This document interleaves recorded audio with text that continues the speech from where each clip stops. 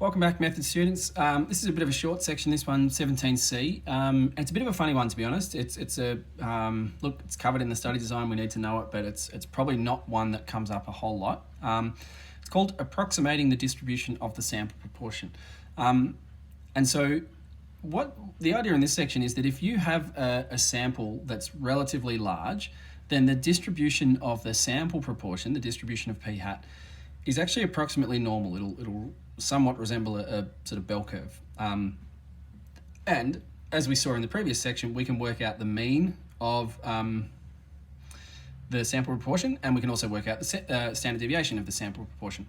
And so like with any other normal distribution, we can use the mean and standard deviation to calculate probabilities. And this is what we call using the normal approximation. So even though we're not explicitly looking at a normal distribution, we're going to use our knowledge of normal distributions to calculate approximate probabilities, basically.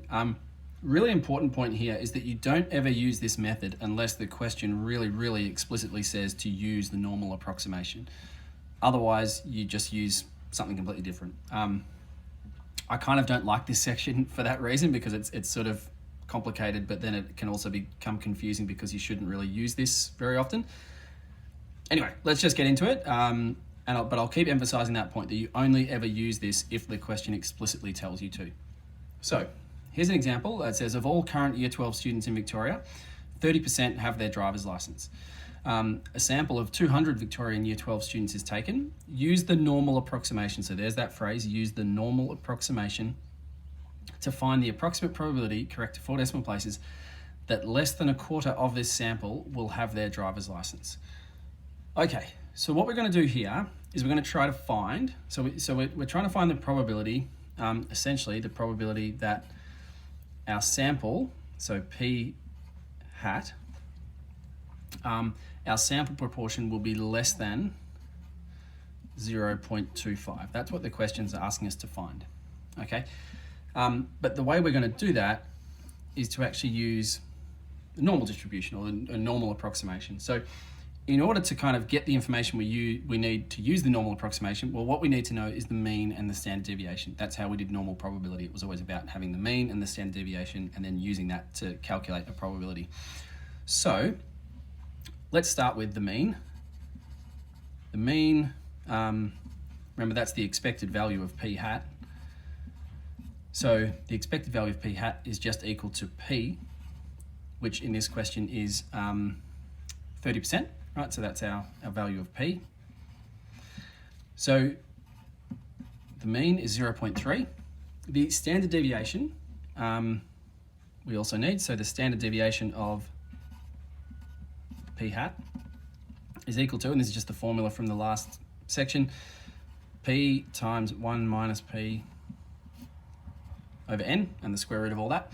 And so that's going to be the square root of, in this case, 0.3 times 1 minus 0.3, which is 0.7, divided by n, and the sample size in this question is 200, so that was our n. And this one's a calculator question, so I'm going to quickly work that one out. That's 0.3, oops, not 0.03, 0.3 times 0.7 divided by 200, all underneath the square root. And we get 0.03. Now I'm going to keep that kind of full answer there to make it as accurate as possible, but that is our standard deviation. So I'm just going to write it down as 0.032, but I'm going to keep the full number in my calculator. Remember, it's always a good idea, don't round your answer until the very end of a question, so you can make sure that it's accurate enough.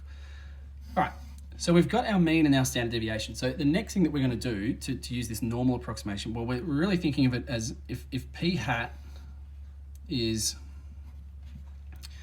approximately normal, right? We can kind of think of this as a sketched bell curve, and the mean of p hat is 0.3, right?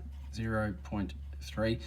This question's asking us to find the probability that p hat will be less than 0.25. So in other words, somewhere over here might be 0.25. It's just a rough sketch, and we're trying to find the probability that p hat will be, less than 0.25. So we're trying to find essentially this area under the bell curve.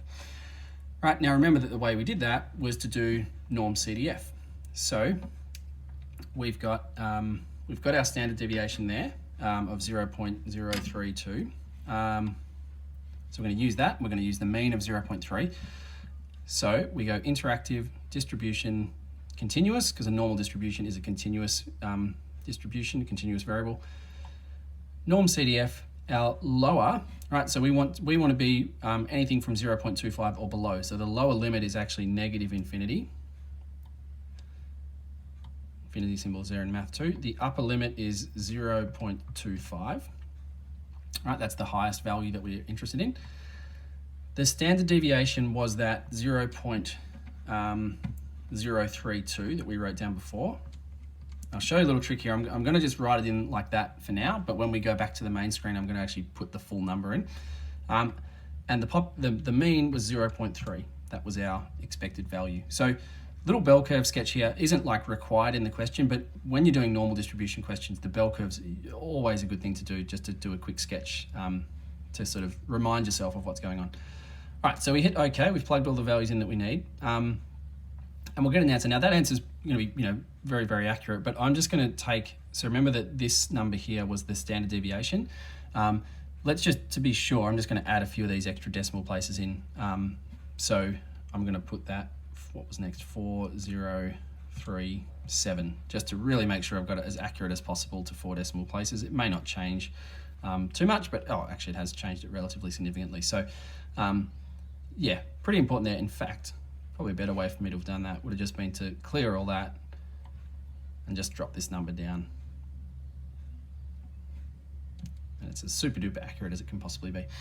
And so we get our probability, right? So we get our value of 0.06. So in other words, the probability that p hat was less than 0.25 is approximately equal to, because we're going to 4 decimal places, 0.0614. All right.